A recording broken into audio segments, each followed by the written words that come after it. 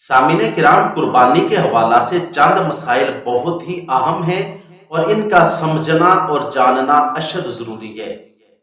सबसे पहले नंबर पर यह कि कौन कौन से वो जानवर हैं जिनकी हम कुर्बानी कर सकते हैं और कौन से वो जानवर हैं जिनकी हम कुर्बानी नहीं कर सकते। दूसरे नंबर पर यह कि वो जानवर जिनकी हम कुर्बानी कर सकते हैं उनकी उम्रें कितनी होनी चाहिए। तीसरे नंबर पर यह कि वो जानवर जो हम कुर्बानी के लिए करते हैं उनमें कितने हिस्से होने चाहिए। तो सबसे पहले वो जानवर जिनकी हम कुर्बानी कर सकते हैं वो कौन कौन से हैं। तो सबसे पहले नंबर पर ऊंट है। ऊंट नर हो या मादा हो, दोनों की कुर्बानी जायज है। इसी तरह दूसरे नंबर पर गाय और भैंस, बछड़ा और कट्टा वगैरह, इन दोनों की कुर्बानी जायज है। ये नर हो या मादा, इनकी कुर्बानी जायज है। तीसरे नंबर पर बकरा, मेंढा, दुम्बा और भेड़, इनकी कुर्बानी भी जायज है और ये नर और मादा दोनों की कुर्बानी जायज है।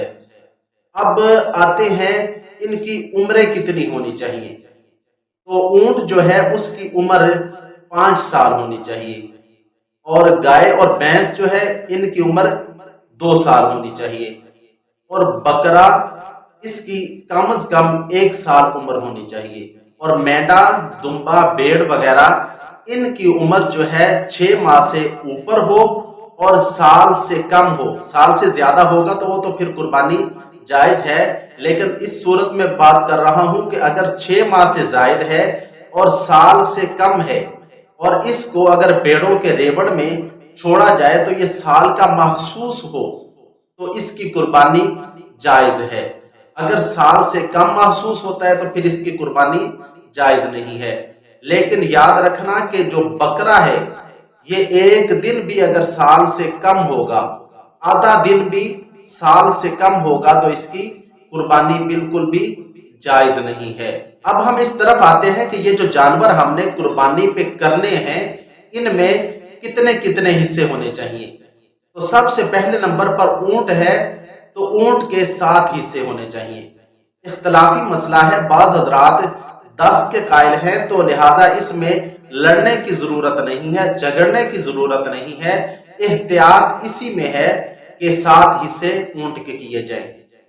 और इसी तरह गाय जो है, गाय के भी 7 हिस्से हैं और बाकी जो छोटे जानवर हैं, बकरा, मेंढा, दुम्बा और भेड़ वगैरह, इनके एक एक हिस्सा है। एक ही बंदा एक कुर्बानी कर सकता है।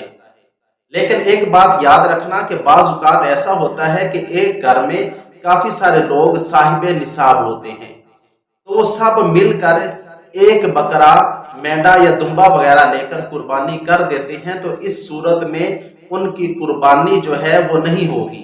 एक की तरफ से तो हो जाएगी, लेकिन बाकी वो अफराद जिन पर कुर्बानी वाजिब है उनका वजूब साकित नहीं होगा।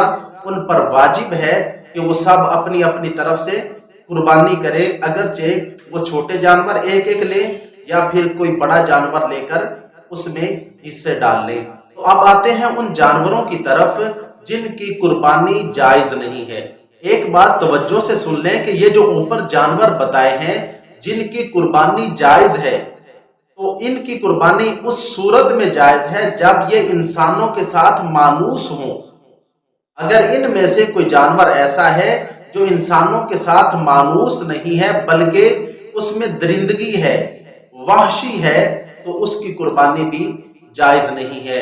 और उसके साथ साथ घोड़ा, नील गाय, हरन और मुर्ग और इसी तरह अंडे की भी कुर्बानी जायज नहीं है। इन चीजों का नाम इसलिए लिया कि बाज हजरात जो हैं वो अंडे की कुर्बानी के भी कायल हैं, तो लिहाजा इन चीजों की कुर्बानी नहीं होगी।